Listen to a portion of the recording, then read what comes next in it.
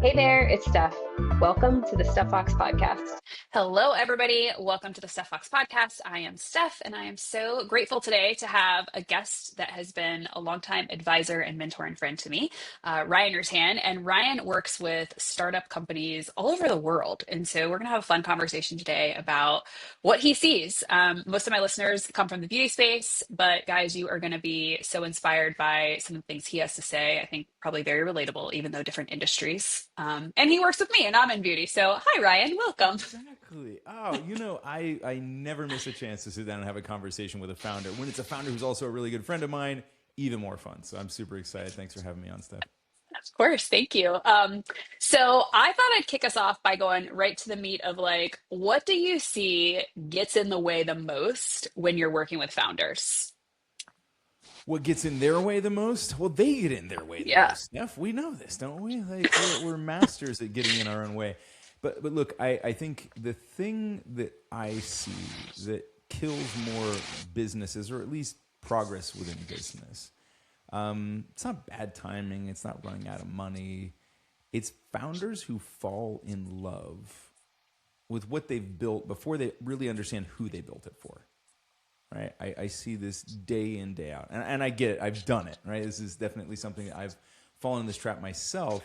Um, you have an idea. It feels super obvious. It's like, how does this not exist yet? Right? And that feeling is pretty damn intoxicating, honestly.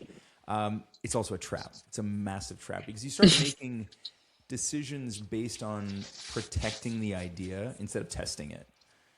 Where we get really defensive. You know, one of the things that happens to founders, we end up in pitch mode all the time. We're just constantly pitching and having to make people believe in something that doesn't yet exist.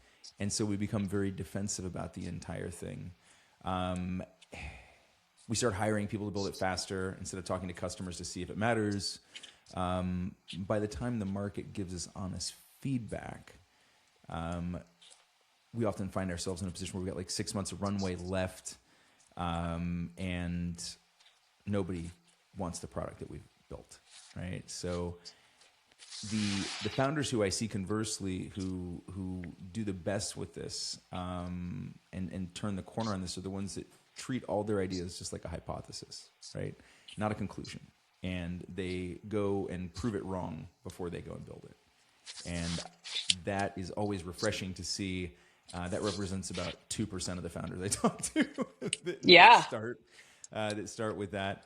And look, it is simple. It is very simple. It's easier said than done, because it sort of goes against everything, every instinct that we have when we're excited about something.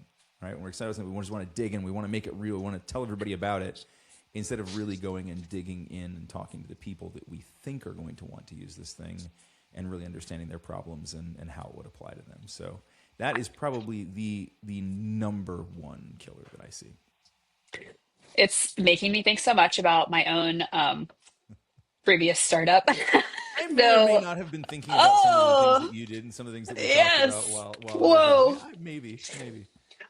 Just goes to show you, even when you get good advice, like you can just be an idiot and not listen, aka myself. So with Look, it Matchable, doesn't take being an idiot, all right? it feels You like it can in be hindsight. exceptionally smart and driven and successful and still get things wrong. It's like I said, it puts you in the majority of startup founders, right? Yeah. The right way to do this is often very counterintuitive. We want to go prove ourselves right, right? Of course we do. Mhm. What we really want is to be right about something at the end. And so we assume if we start by proving what we thought of first right, that we win. The reality is if we just set out to prove it false and we keep proving it false until we find the thing that's actually real, then we get to be right at the end, which is what we actually wanted. But easier said than done.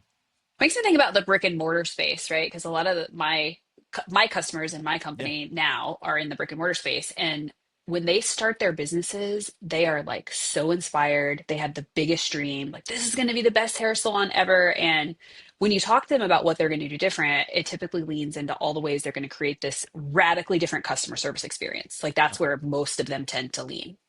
And then you talk to them like 6 months in, a year in, and they are so defeated by the building of the team Yeah. and by the leading of the team, and the team won't meet the expectations that they were gung-ho, we're going to be like, this is how we Sure. show up as a brand.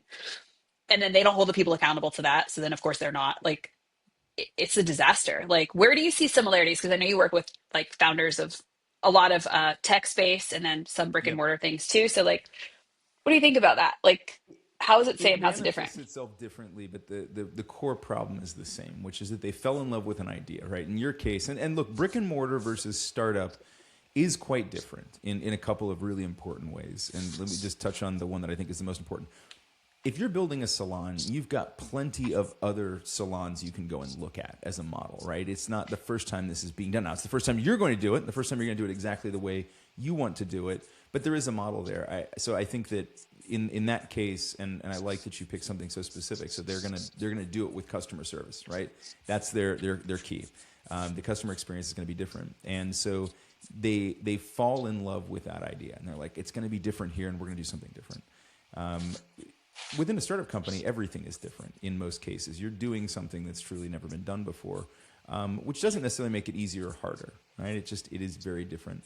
And so I think that one of the core differences then in how I see this playing out right now is that the reasons are myriad and different, but that core fundamental thing is the same, right? Which is that they fall in love with something, and then rather than really validating why that matters, they keep running around trying to prove that this is the thing that's going to work, and end up wearing themselves out. And as you said, like building the team is a huge part of that. And if you set your course towards something that's incorrect, you're going to end up building the wrong team too.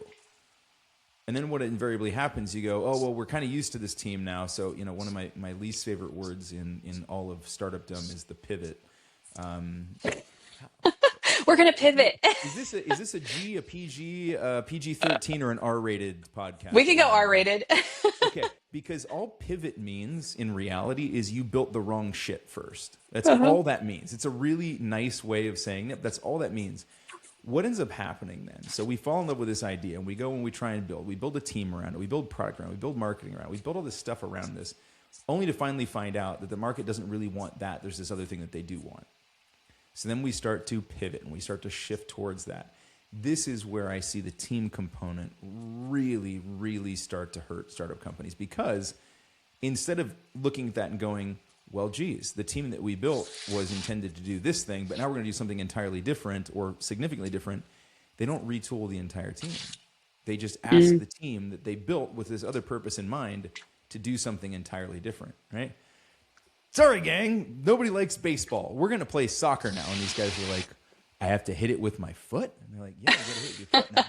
Right? So when we force the team through these really big fundamental shifts because we didn't know what we were doing at first, but we don't actually change the team, we just change the directive for the team, it's really problematic.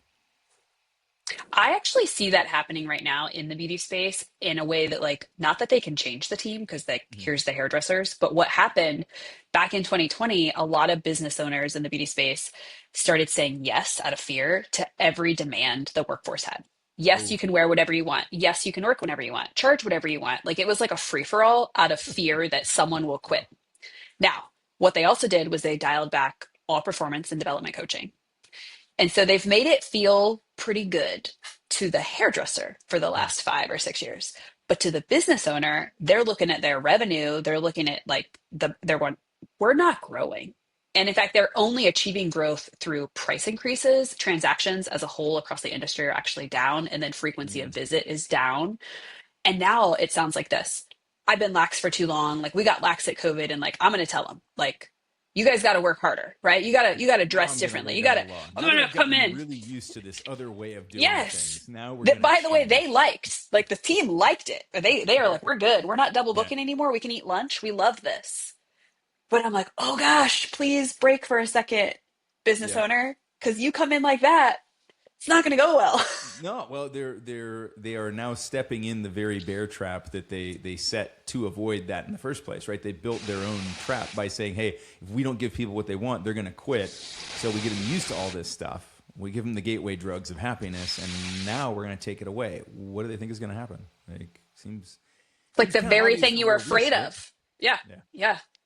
Um, One of the things I feel like I learned from you, even just recently, I feel like I learned it again. I'll share the example, was the need to learn how to be very singularly focused. And I feel like a lot of founders get so inspired by a million ideas, right? And to your pivot kind of conversation, we're like, oh, well, this thing isn't either feeling good or it seems not be working, so I'm going to pivot. But in my world, like a very real recent example, while I'm building these leader lab programs, and I'm like talking to you one day about wanting to hire coaches, and you're just like, wait, like, how sold out are you? How Yeah. far? How about you don't put energy on recruiting, hiring, training coaches until you finish figuring out the energy required to sell the thing you're trying to get other people to teach? Yeah. And I just remember getting off that call and being like, oh my God, like Stephanie, like, thank God for Ryan Why are because we he talking can to check people me. though? It's when we're staring at it from the inside, it can be so hard to see these things. You have a lot of experience doing consulting as well, and so you know that there's times where you walk in and it's so apparent to you. Yeah. Do you ever find yourself in that position where it's so apparent and so simple that you try to find a more complicated way of saying it just to save their ego? You find yourself in that Yeah. position? 100%.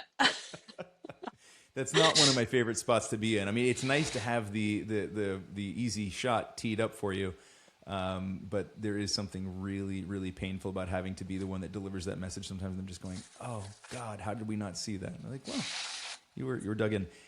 Look, I think that you're spot on. Focus is a big part of it. The other thing that I do see though is that it has to be well directed focus also, right? Because I definitely do see. Let me pick on engineering founders for a minute, right? Folks with really strong technical skills.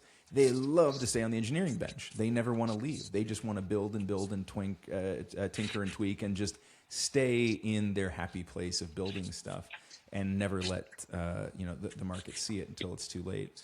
And so it is very, very important that as we get myopically focused on stuff, that we don't forget to zoom out and make sure that we're still heading in the right direction. And unfortunately, oftentimes the other thing that we'll see is that founders gravitate towards the more fun stuff, kind of the sexier things to go work on.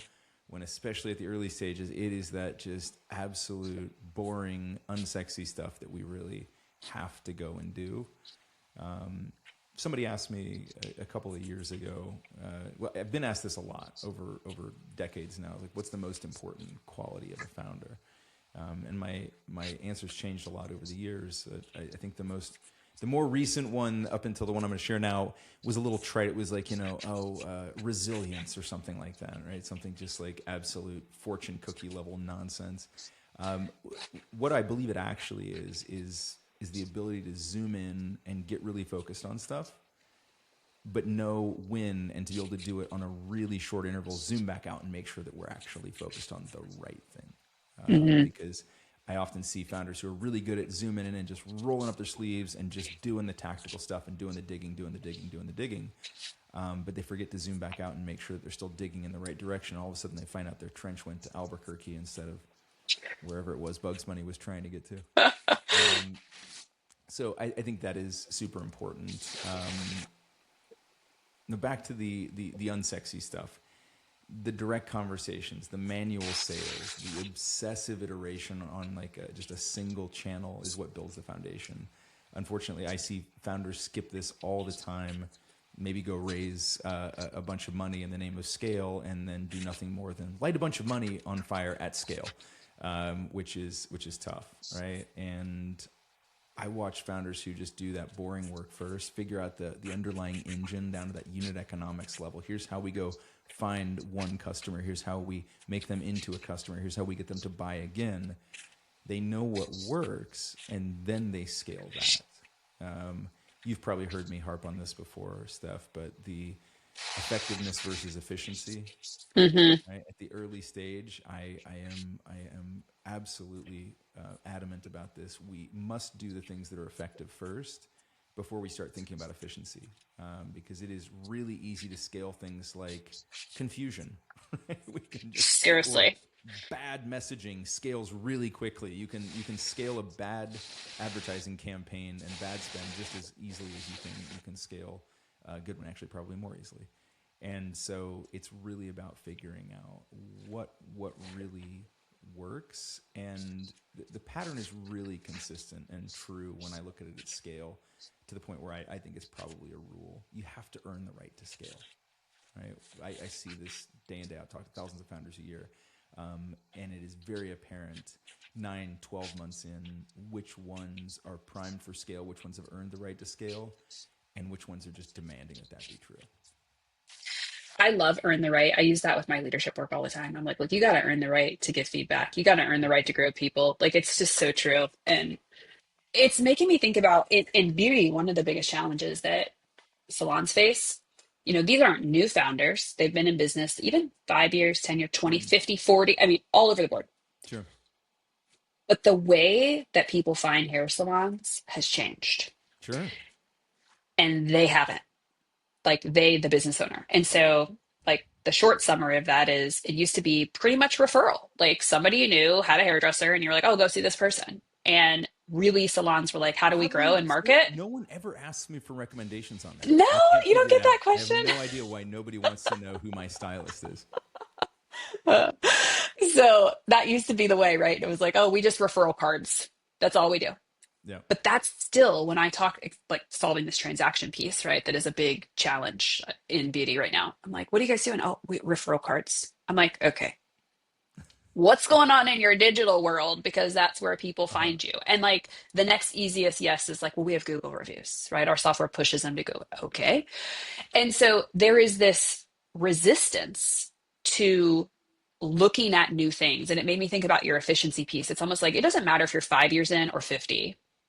You do have to go back to where can you create efficiency to solve a problem. And man, do I see 99% of people just miss that. And they just keep recognizing, yeah, we need new guests. Or they kind of completely ignore it. Like they're like, oh, well, we're flat from last year. We're a little up. But they're not looking at, well, you're up because you raised your price. But you're down transactionally, which is a scary place to be if that's what you're relying on to grow your business, just your price increases, because you're going to outrun that ability to grow with that. So I'm like thinking about what advice would you give an owner that is like, I maybe need to dial back in like I am a new founder and ask where I need to create more efficiency in learning that I haven't been paying any attention to. I just do what I do every day and I've been floating along because that's what it feels like in beauty, a lot of them. And a lot of them are resistant to all of that because like, I don't know how to do any of that. So I'm just not gonna. It is difficult. I think we're at a time now where a couple things are happening. And I think largely, if we treat them appropriately, they're positive things. But AI doing what it is doing to all of the markets, meaning that just like kind of anybody now, we've just taken down so many of the barriers for building stuff. Like, it might have been the case before, 3-4 years ago, 6 months ago, I wouldn't have told a salon owner like, well, you just need to be launching singular landing pages for every single one of your ads, create some experiences, make sure that the look that they liked that they clicked on the ad is carried through into all of the creative that follows after that. And they would have gone like, we can't afford to do that. Well, now you can. And so I think that there's a couple things that would be really, really helpful to these particular business owners. One is to say, before we go and try to make anything efficient, go back to what I said before. Make it effective first. Figure out what is actually going to work. What do we think would work? And just take all constraints off of that, because the likelihood that you are technically constrained now is almost zero. Even if you really can't figure out how to go talk to a large language model and have it give you meaningful feedback or do actual work for you, you can hire someone who can at rates well below what you would have paid a single junior, any resource to do anything a year ago. Okay, so I would say think about all those things that maybe over time you were like, man, it would be great if we had this, or whoa, wouldn't it be cool if our website could do that, or whatever, right? At this point, the likelihood that you can't do those things is almost zero. And so I would say, take the constraints off and go back and say, what do we think would work? And then begin to maniacally experiment and just say, let's figure out what's effective. This may sound a little counterintuitive. Who cares if it's efficient? At this point, I don't care if it's efficient. I don't care. Because if it's not going to work at the end, do we care how easy it is to do? Do we care how fast we can do things? So here's the other side of that same coin of the constraints being off. It is really easy to crank out content and product and creative and anything now, right? We can make a lot more of it, but people are now starting to confuse output with outcomes. And I think this is where the danger comes in. So yes, you can now write 100 blog posts in the time it would take you to write one previously. Doesn't mean anybody wants to read any of those 100 blog posts, right? Should we be actually producing that content? Unfortunately, I think we've now conflated those two things, right? Which is just output from outcomes, right? If we create 100 blog posts that nobody reads, we haven't actually done anything of note. But somebody who used to write one blog post a week is going to go, and I wrote 100 this week, so I'm doing 100x more than I was. Maybe, right? But we got to tie it back to an outcome at some level. And so that's where I really want people to focus on efficacy first. If we can figure out what blog post actually draws people to us, or what social post draws people to us, we can figure out what's effective, then we can figure out how to create more and more efficiency around that. Then we can start to scale those things. In an industry like beauty, I would imagine that one of the challenges is that you've got owner-operators, like you said, across the board, from the brand new owner to the, been doing this for 40 years. And it does seem like one of many relatively slow to adopt industries. Is that accurate from a digital perspective? Very accurate. I mean, we still have people that don't do online booking because they just think that like Oh, it's too much, it's too complicated. That's literally their response. I'm like, it's not. it just isn't It's not. anymore. So one of the things I would say is, for anybody that's listening to this now and it's like, okay, what do we need to be doing? We need better distribution. We need to bring transactions up. We need more people coming through the doors. We need more net new customers. Look around and see what everybody else is doing already. And if you're not doing those things, it means you're not even keeping up with the Joneses. It means you're not even part of the slow adopter curve. And I would argue that if you do see everybody else doing that kind of stuff, it's probably no longer going to change your business that much. It's a hygiene factor at this Yeah. point. Like, online booking isn't a cool new thing. It is a hygiene factor. People expect to be able to click a couple buttons, get a text message the day of their, like, Easy. you get it. Yeah. It's table stakes at this point. So look around and ask yourself, are the marketing, are the customer acquisition initiatives on our plate right now, the things that we think are the next things to do, are those actually something, and it doesn't need to be innovative, but are those things that will actually move the needle, or are those just things that are going to sort of kind of get us caught up with what everybody else is already doing? Because if that's the answer, then you're probably not going to gain a lot of new business out of that, right? It always comes down to something very simple, which is that you need a distribution machine. Right? Even if you can crank out 100 blog posts, you have no way of distributing that in front of people who want to read them.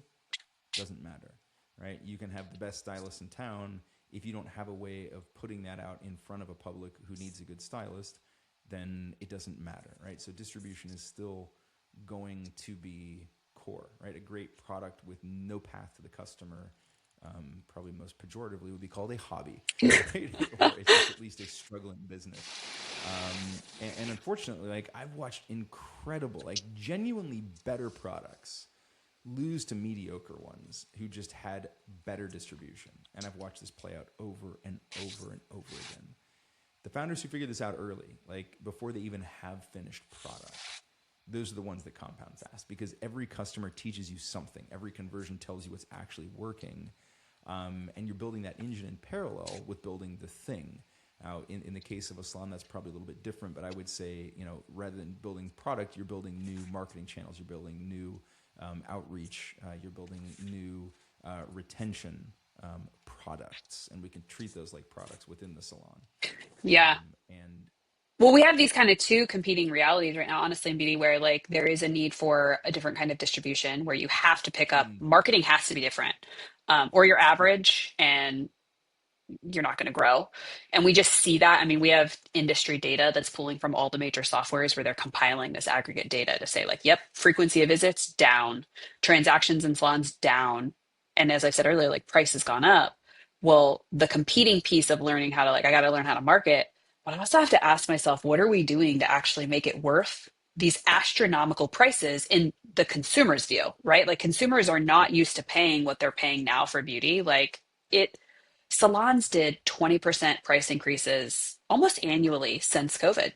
So like a 20%, another Oh, 20. I mean, I have a it's wife and two so you daughters. know. I have felt this increase. So you're like, oh my gosh. And then somebody said something to me about this yesterday, and it was the first time I went, oh wow. So in the AI world, you hear a lot of salons jump on this and go, well, AI will never take our jobs. Okay. And they get really like, we work with our hands, you know?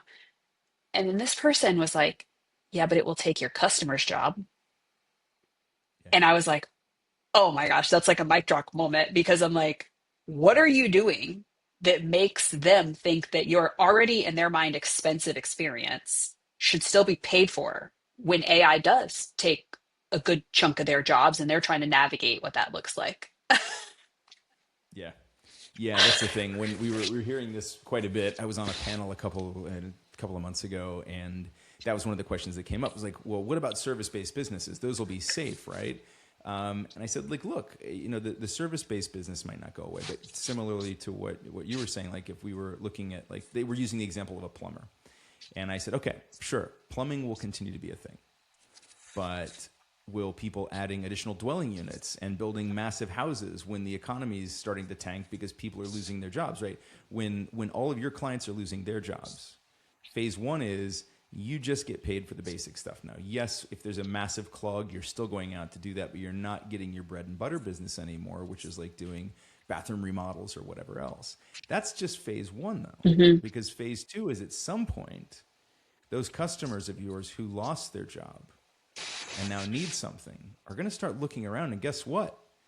That ex finance bro might just pick up a plumber's wrench.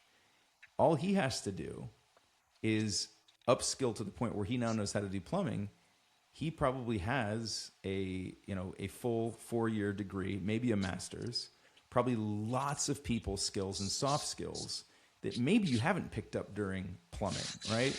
Maybe has incredible sales skills and can use those to do a better job, right? So there's all sorts of Mm. things where at some point they may actually start coming for your jobs, right? And so I think the idea that anybody's safe simply because we use our hands or because we're service based or because AI can't do what I do doesn't mean that somebody else can't or won't when push comes to shove. So I think it's also, I don't know why we're even asking these questions. Like, what are we just? Do we just need a little bit of Just safety? Is like that our all mental it is? Like, I just confidence. want to feel safe for a minute. I Hmm. just want a false sense of security. That'll be great.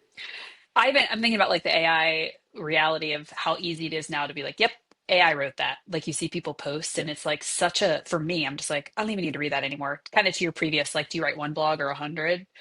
yeah, Once something good that sounds like a human and like has context that feels like rich and relatable and not like a yeah. robot wrote it. It's it's wild how fast it's moved because it hasn't been that long since this has just been a thing and It everybody was hasn't. using it. So like, what is your thought on timeline? Like, how do you think this is going to progress in terms of speed and the way it impacts the way we all work? Well, if we look at the timeline up until now, I think we can all agree that this happened extremely fast, and that the initial bang of the whole thing, right, was probably the most, like, just even at the early stages of, remember the first time you jumped into Chat GPT and Hmm. asked it something and got a pretty reasonable answer and you went, holy shit, okay, this thing can actually do some stuff.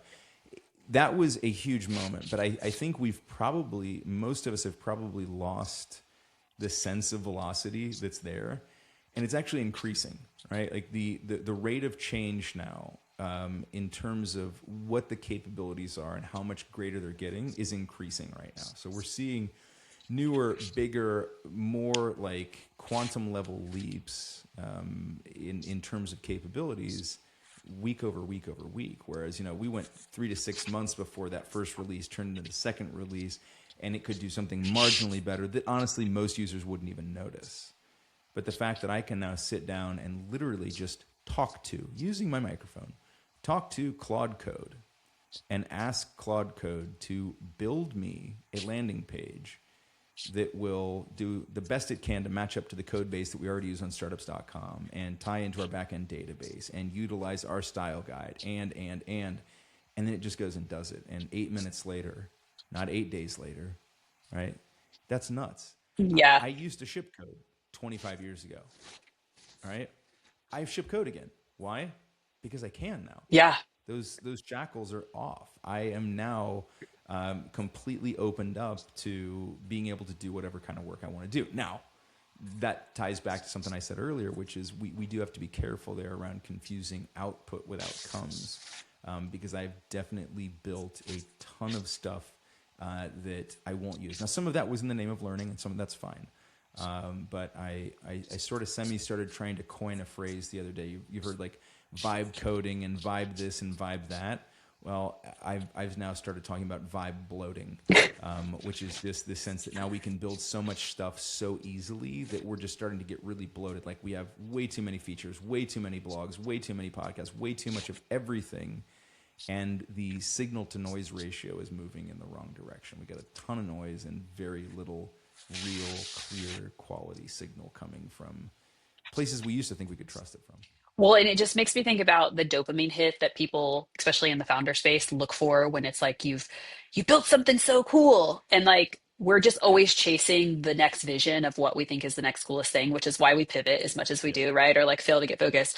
And man, what you're talking about feels like, oh great, we just keep getting these dopamine hits, we build this cool thing, but we never take the cool thing to the level that it's of any scale or that it actually becomes a real thing. It's just this like false Yeah. sense of I made something, like I'm cool. Like, Yep. but then It you're feels good. you're chasing also like the other Yeah. side of that is like you never feel like you actually achieved some level of success because that's not coming with revenue and business stability and like all the things that you need to keep going.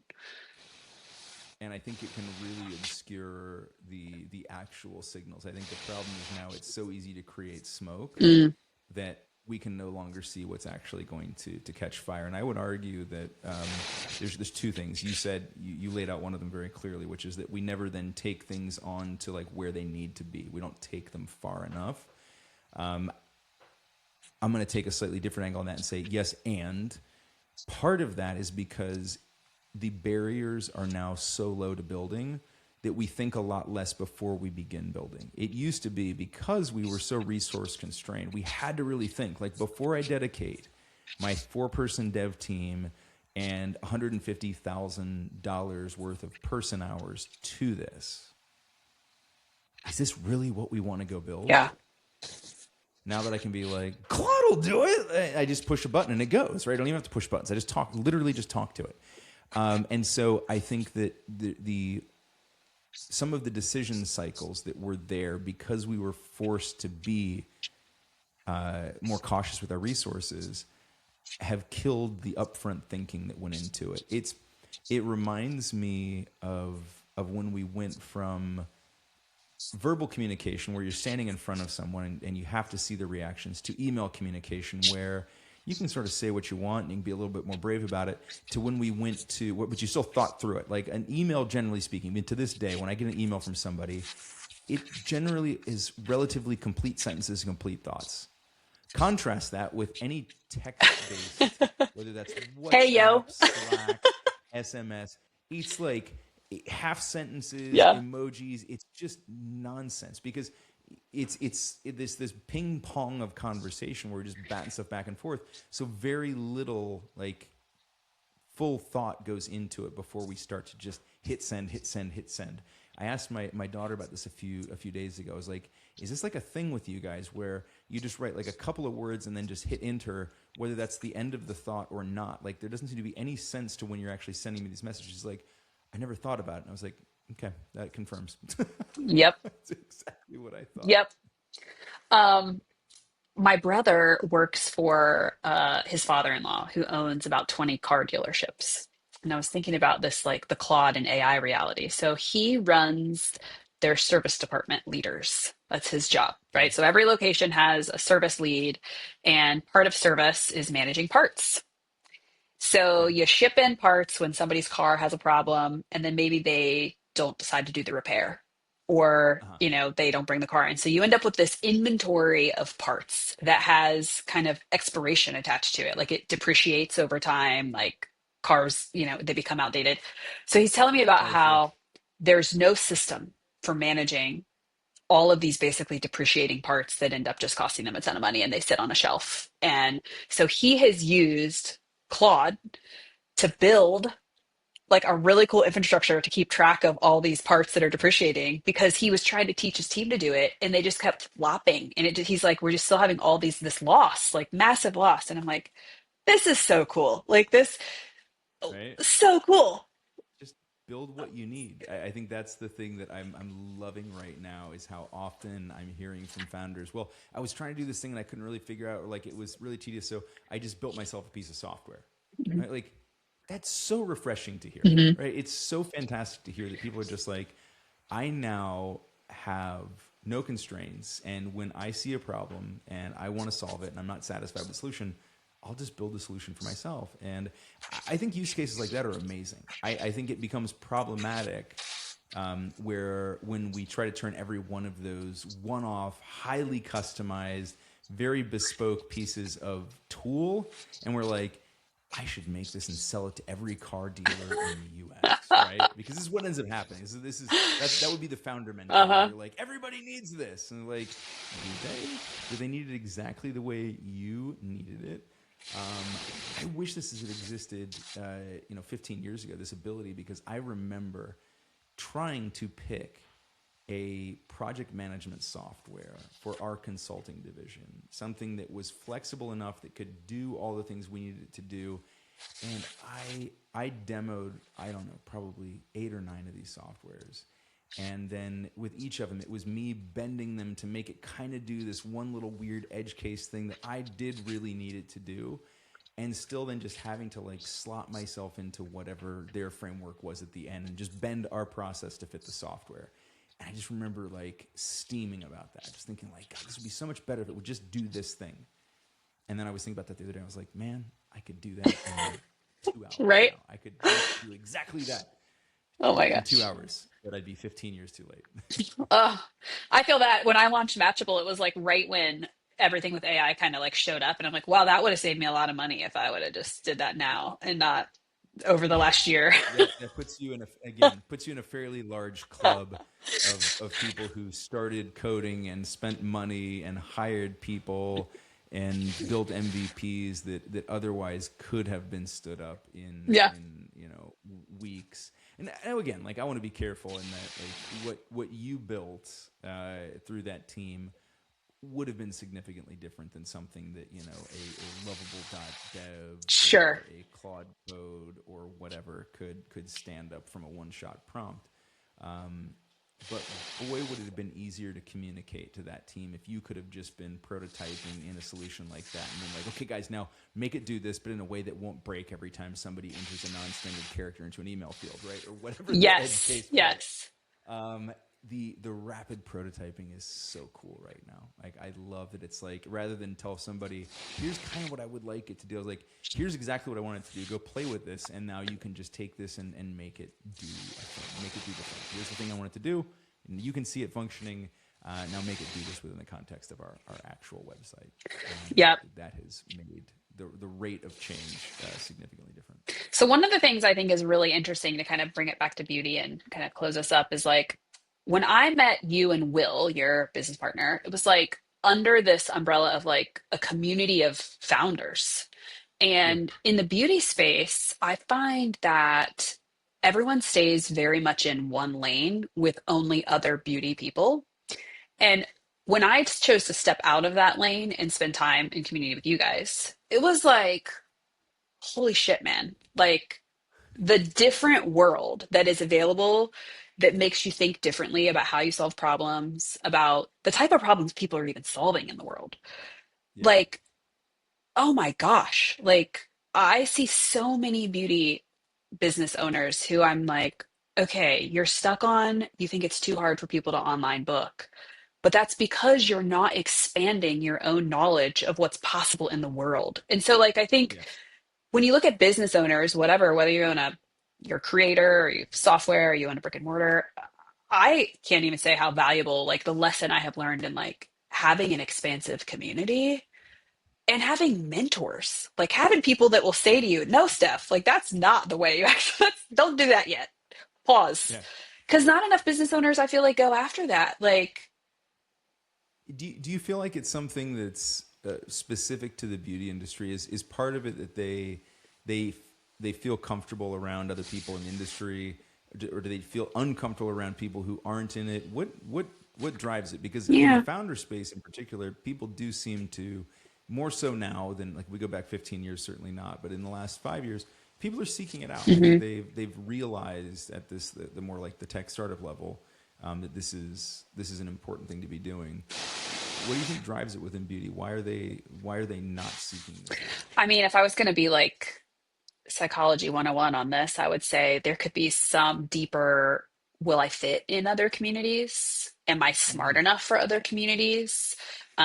There's kind of the you become a hairdresser because you can't hack it somewhere else, old stigma that I don't Oh, think no. it all exists today for incoming talent into beauty, but I think a lot of even like 35 plus, I would say, salon owners have this reality where it was like somebody was like, you're going to do what? You're going to be a hairdresser? Like, that's the stupidest thing. Like, why would you? I mean, my mom said to me, Steph, you're wasting your brain.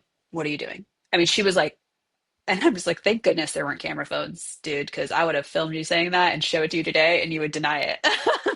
But I think there could be some insecurity there.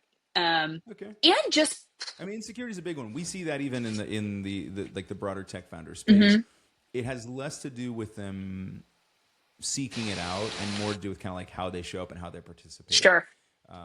But I think that's one of the things that is beautiful. I'm just going to call it the founder space, and this I'm going to use that really generally. That anybody who's built a business, is running a business, fits in that category. It's an incredible space, particularly if you don't arbitrarily constrain yourself to like a single market, Mhm. a single industry, because it's a really open space. It's a really giving place. There's a reason that I've chosen to work with startup founders exclusively. Like this is what I do all day long. It's the people I love, right? Because Mhm. they're amazing. They're curious. They're hungry. They're figuring stuff out. They're breaking things. They're fixing stuff, and they're generally fully willing to help other people do exactly the same thing. And so I think that the message out to anybody who's outside what they might consider the standard tech space, two things. One, the people who are on the inside don't look at it that way. They're not going to look at you and go, "Oh, you're not from around here," right? That doesn't really exist. In fact, so frequently you will become the belle of the ball because you do something that's so different, and it's like, "Oh, thank God, somebody that's not talking about rag," right? Like anything, right? Yeah. Like just a different thing. It's also where a lot of really interesting and cool ideas and collaborations come from when we start to mash these worlds together. Um, Quick question, which is there a role within a typical salon that either takes on this function or could be reimagined to take on this function? Because very frequently within more legacy type businesses, the change will start to come from somebody that isn't actually the founder. It's going to be some younger person on the team who happens to know this stuff or is curious about it or interested in it. They're like, you know what? I am going to see what happens if we install not only the ability to do online booking, but an agent who will talk to them and help them figure out which stylist they should book with based on their preferences, right? So is there a role that would traditionally be within the salon, and or could we cook one up? Do we need that? I think that would be an amazing role. I think it's missing in a lot of salons because unless it is a successor, like of usually a Uh-huh. child of the founder, in which case Yeah. that brings its own complexities of like, I'm not going to listen to you. I know what to do. Like, I mean, the parent doesn't want the new ideas. Like that usually is a battle. But otherwise, it's typically a person who doesn't have a sense of ownership that's like a manager. And I don't see very often that the person that sits in that seat has that drive that would be necessary to come to the table Mm. with like, I've got some ideas I think we should talk about. They become more like the tell me what to do and I'll go do it. But oh my gosh, Okay. what an opportunity if I was if I'm a salon owner and I actually think about developing somebody that can have some ownership thinking like that and be innovative and say, yeah, you bring me what I'm missing because I'm busy over here. A lot of them are still doing hair themselves, you know? That would be so That's interesting. powerful for Yeah. them to have that additional person that they thought cared as much as they cared and was willing to bring new ideas to the table. But no, I don't think it exists in a lot of them. Is empowerment a problem? Meaning that even if the person has the drive and they have the skill set, they have the curiosity, maybe not even have the skill set, but they're like, I would be willing to go figure this out. Is empowerment a problem within the salon structure? For Meaning, would I sure, feel like it was able to go and do that without there being some repercussion or splashback? that definitely exists. I'd say it's maybe 50-50, where you're going to have the people that it's just the workforce that fits that role is just not wired that Mm, way. They have not looked for people in their recruitment and they don't train them to think that way either. And then the other side is if that yeah, person shows up, they may not last in the business very long because of that empowerment piece. Like they're going to get bored and be like, well, you don't let me do anything. They're going to go on to become their yeah, own founder, right? They're going to open their own yep, business. Like right. I see that with a lot And of theirs is going to be hairdressers. better. Why? Because of customer experience. Exactly. I'm going to have the most magical customer experience that nobody's ever created in a hair salon before, right? It makes me Yeah, think of the that's too sushi funny. restaurants that there's a lot that have popped up in Columbus where like the conveyor belt comes through, you know? Oh And it yeah, was like, that's the magical difference that's going to make this sushi restaurant so much cooler. Like, no, it actually just feels like yes, convenience sushi. Like, it doesn't feel like yeah, really yeah. good quality. It feels like a really, really easy way to overeat because that's what's happened to me every time I've been to one of those places. My Yes. children love them, and I loathe them. Yep. Yep. No, the place is not my children. I love my children. Ryan, thank you so much. This is going to be so valuable for salon owners to think differently about how they show up in their business. I appreciate your time today. Oh, this has been super fun. Anytime. Awesome. Thanks, guys. If you like this episode, make sure to give us a follow and listen in for the next one.